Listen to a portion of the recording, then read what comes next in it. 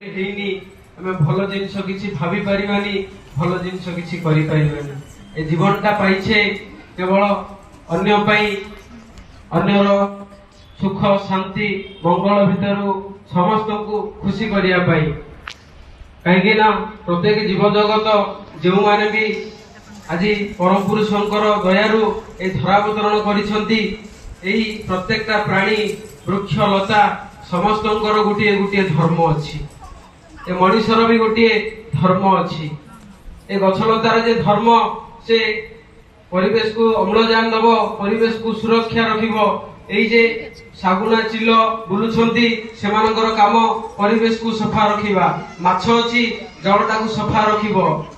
ନିଜ ନିଜର ଧର୍ମ ଅଲଗା ଅଲଗା ଅଛି। ଆଉ ଜଳର ଧର୍ମ ହଉଛି ସେ ଉପରୁ ତଳକୁ ବହିବ, କିନ୍ତୁ ଶ୍ରୀ ଠାକୁର ବା ଈଶ୍ୱର ସେ ମଣିଷ ଭିତରେ କିନ୍ତୁ କିଛି ଅଲଗା ଦେଇଛନ୍ତି। କାହିଁକି ନା ନିଜର ରୂପ ରଙ୍ଗ ଗୁଣ ବୈଶିଷ୍ଟ୍ୟ ଦେଇ ଅଲଗା କରି ମଣିଷକୁ ଗଢି ତୋଳିଛନ୍ତି। এই ଅଲଗା କରି ତୋଳିବାର ଗୋଟିଏ କାରଣ ଯେ ମଣିଷ କେବଳ ନିଜ କଥା ଭାବିବନି। ଶ୍ରୀ ଠାକୁର ଯୋଉଟା କହୁଛନ୍ତି, ନିଜେ ବଞ୍ଚି ଅନ୍ୟକେ ଠାକେ, ଧର୍ମ ବୋଲି ଏକା ଜାନିସ୍ ତାକେ। ମୁଁ ନିଜେ ବଞ୍ଚିଲେ ହବନି, ମୋର ପରିବେଶକୁ ବଞ୍ଚେଇବାକୁ ପଡିବ। এই ସମସ୍ତ ବୃକ୍ଷଲତା ଯାହା ଅଛି ସମସ୍ତଙ୍କୁ ବଞ୍ଚେଇବାକୁ ପଡିବ। এই যে ଗଲା ପୂଜନୀୟ ଅବିନ୍ଦାଙ୍କର ଜନ୍ମ ଦିବସ, ଯୋଉଟା କି ଶ୍ରୀ ଆଚାର୍ଯ୍ୟ ଦେବ ଆଶୀର୍ବାଦ କରିଥିଲେ ଗଛ ଲଗେଇବାର କଥା, ଆଉ ସମସ୍ତେ ତାଙ୍କରି କଥାରେ ଅନୁପ୍ରେରିତ ହୋଇ ଗଛ ଲଗେଇଥିଲେ। ତ ଶ୍ରୀ ଠାକୁର ସମସ୍ତଙ୍କୁ ନେଇ ବଞ୍ଚିବାର କଥାଟା କହିଛନ୍ତି।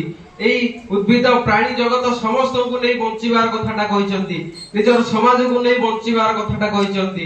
କିନ୍ତୁ ଆଜି ମଣିଷ ବିପଥଗାମୀ ହେଇଛି, ଯୋଉଟା କି ସବୁ ଜୀବଜନ୍ତୁ ଆଜ୍ଞା ନିଜ ନିଜର କାମ କରୁଛନ୍ତି। ଶାଗୁଣା ତାର ପରିବେଶକୁ ସଫା ରଖୁଛି, ବିଲୁଆ ତା ପରିବେଶକୁ ସଫା ରଖୁଛି, ମାଛ ଜଳକୁ ସଫା ରଖୁଛି। କିନ୍ତୁ ମଣିଷ ଯେ ନିଜେ ବଞ୍ଚି ଅନ୍ୟକୁ ବଞ୍ଚେଇବ, ସେଇ କଥାଟା ଆଜ୍ଞା ଭୁଲି ଯାଇଛି। ମଣିଷ ନିଜର ଜିଭା ଲାଳସାକୁ ମେଣ୍ଟେଇବାକୁ ଯାଇ ଆଜି ଦେଖୁଥିବେ, କିଛି ଗୋଟେ ଯଦି ଆଡମ୍ବର ସହକାରେ କିଛି ପାଳନ ହେଇଯାଉଛି, ତାହେଲେ ମାଛ ମାଂସ ଇତ୍ୟାଦି। ଆଜ୍ଞା ମଣିଷର ତ ଧର୍ମ ହଉଛି ନିଜେ ବଞ୍ଚିକିରି ଅନ୍ୟକୁ ବଞ୍ଚେଇବ, କିନ୍ତୁ ମଣିଷ ଆଜି ତାର ଓଲଟାଟା କରୁଛି। ନିଜର ସ୍ୱାର୍ଥ ପାଇଁ ଯେ ସମାଜକୁ ନଷ୍ଟ କରିଦଉଛି। ଆଉ ମଣିଷର ଯେତିକି ଆବଶ୍ୟକତା ସମାଜକୁ ଅଛି, ସମସ୍ତ ପ୍ରାଣୀ ଜଗତ ଉଦ୍ଭିଦ ଜଗତ ସମସ୍ତଙ୍କର ଆବଶ୍ୟକତା ମଧ୍ୟ ସେଇ ମାତ୍ରାରେ ଅଛି। ତେଣୁ ଏଇ ସବୁ ଜିନିଷକୁ ଆଖି ଆଗରେ ରଖି ନିଜର ପରିବେଶ, ନିଜର ପରିଜନ, ନିଜର ପଡାପଡୋଶୀ ସମସ୍ତଙ୍କୁ ନେଇ ଶ୍ରୀ ଠାକୁର ଚାଲିବାର କଥାଟା କହିଛନ୍ତି। ମୁଁ ଭଲ ଅଛି, ମୋ ପଡିଶା ଘର ଲୋକ ଝଗଡା କରୁଛି।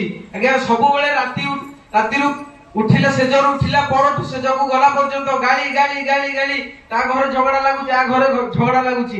এই ପରିପ୍ରେକ୍ଷୀରେ ଗୋଟିଏ କଥା କହି ମୁଁ ମୋର ବକ୍ତବ୍ୟ ସାନ କରିବି। ଯେତେବେଳେ ଶ୍ରୀ ଠାକୁର ଥାନ୍ତି ପାବନା ଦେଶ ଛାଡି, ଶ୍ରୀ ଠାକୁର ଯେତେବେଳେ ଆସୁଛନ୍ତି ଦେଓଘର ଧାମକୁ, ଶ୍ରୀ ଠାକୁରଙ୍କ ସହିତ ଶ୍ରୀ ଠାକୁରଙ୍କର ଅନେକ ଅନୁଗାମୀ ଶ୍ରୀ ଠାକୁରଙ୍କ ସହିତ ଆସିଥାନ୍ତି। ସେତିକି ବେଳେ ଶ୍ରୀ ଠାକୁରଙ୍କର ଯିଏ ଚୁଟି କାଟେ ବାରିକ ସେବକ ବିଶାମ୍ବର ଦା ବୋଲି ସେ ଭକ୍ତ ଶ୍ରୀ ଠାକୁରଙ୍କ ସହିତ ଆସିଲେ। ଦେଓଘରରେ ସମସ୍ତେ ଜାଣିଛନ୍ତି ଯେ ବିଶାମ୍ବର ଦାର ଘରେ ତା ସ୍ୱାମୀ ସ୍ତ୍ରୀ ଭିତରେ 24 ଘଣ୍ଟା ଆଜ୍ଞା ଝଗଡା। ସବୁବେଳେ ସେଜରୁ ଉଠିଲାରୁ ସେଜକୁ ଗଲା ପର୍ଯ୍ୟନ୍ତ ତା ସ୍ୱାମୀ ସ୍ତ୍ରୀ ଭିତରେ ଝଗଡା। এই কথাটা যে দেওঘর সহর সারা পুরা জানিছি। দিনকর কথা, বিশাম্বর দা শ্রী ঠাকুরଙ୍କ পাখରେ প্রণাম କରି বসুଛନ୍ତି। ঠাকুর বিশাম্বর দাକୁ কହୁଛନ୍ତି, এ বিশাম্বর দা, এ দেখ তো আজি ବର୍ଷା হব কি নাই। তো বিশাম্বর দা সে গলা, সে পেন্ডেলରୁ ବାହାରକୁ ଯାଇ ଉପରକୁ ଆକାଶଟାକୁ ଅନେଇ ଦେଇକି କହୁଛି, ଠାକୁର ଆଜି ବର୍ଷା ହେଲା ଭଳିଆ ଅଛି। ସେ ଠାକୁର କହୁଛନ୍ତି, ଆଚ୍ଛା ଠିକ ଅଛି। ତ ସେତିକି କହି ବିଶାମ୍ବର ଦା ଚାଲି ଯାଇଛି। ଆଜ୍ଞା ସନ୍ଧ୍ୟା ବେଳେ ଠିକ ଭୀଷଣ ବର୍ଷା ହେଇଛି। ତାର କିଛି ଦିନ ପରେ ବିଶାମ୍ବର ଦା ଶ୍ରୀ ଠାକୁରଙ୍କ ପାଖରେ ଆସି ପ୍ରଣାମ କରି ପୁଣି ବସୁଛି। ଶ୍ରୀ ଠାକୁର କହୁଛନ୍ତି, এই যে ବିଶାମ୍ବର ଦାଟାକୁ ଦେଖୁଛ, ଏଇଟା କଣ ଗୋଟେ ଛୋଟ ମଣିଷ? ଏ କଣ ଗୋଟେ ସାଧାରଣ ମଣିଷ? ଏ ବିଶାମ୍ବର ଦା ଗୋଟେ ବୈଜ୍ଞାନିକ। ଆଜ୍ଞା ବିଶାମ୍ବର ଦାଟା ହଉଛି ଗୋଟେ ବୈଜ୍ଞାନିକ। এইটারে আগে তা ছাতিটা কুଣ୍ଡে মোটা ହେଇଯାଇଛି, সে তা ঘরକୁ ଯାଇଛି।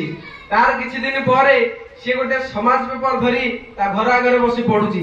সে আজ্ঞা মূর্খ লোক, पढ़िबार आसुनी किंतु समाज पेपर टे धरी बसिची पढुची सेति बेले देवघर जड़े बासिंदा से बाट दे जाउछंदी ता स्त्री आज्ञा विभिन्न दुर्भाषा रे ताकू गाली करूची तो से गाली करिया भितरे सेई लोकटा कहूची ए विशांबरदा ए भाउजटा कोन एमती गाली करूची रे कोन एमती तार मुंड खराब हो गला ना कोन सब बेले खाली गाली करूची तो विशांबरदा कहउचंदी ए तू जानिनु रे ठाकुर मते कहले मु एते बड़ बड़ साइंटिस्ट आ मु मूर्ख स्त्री लोक मागी नथिले मु झगड़ा करबी ठाकुर मते कहले एते बड़ साइंटिस्ट तो कथाटीर गोटे गोटे कथाटी होची जे तांकर गोटे कथा तांको मुहरु बाहर आसीथिबा गोटे पद मनुष्य जीवन को जे एभली भाबरे विवर्तित कर देई पारे एभली भाबरे परिवर्तित कर देई पारे तार कल्पना नहीं आज्ञा विशांबरदा जे एभली भाबरे झगड़ा करुथिले सेति पे आज्ञा शास्त्र अछि कोई जोश में है तो तुम होश में रहो के जदी जोश रे अछि गाली करूची आज्ञा टिके नई जाओ सेठी समस्या रो समाधान ता हे जिवो जदि लुहा को लुहा के बाडे हो ताले नियाटा बाहरिबो किंतु लुहा को जदि तुळा की काठ बाडे हो ताले आगे निया बाहरिबोनी सेति पई निजे बंची निजर परिवेश को धन्य करंतु एवं निजर पढ़ा पड़ुची ए जीव जगतर समस्तंकर मंगल करंतु एदी कोई मोर भक्ति विशेष होछि वंदे पुरुषोत्तम जय गुरु।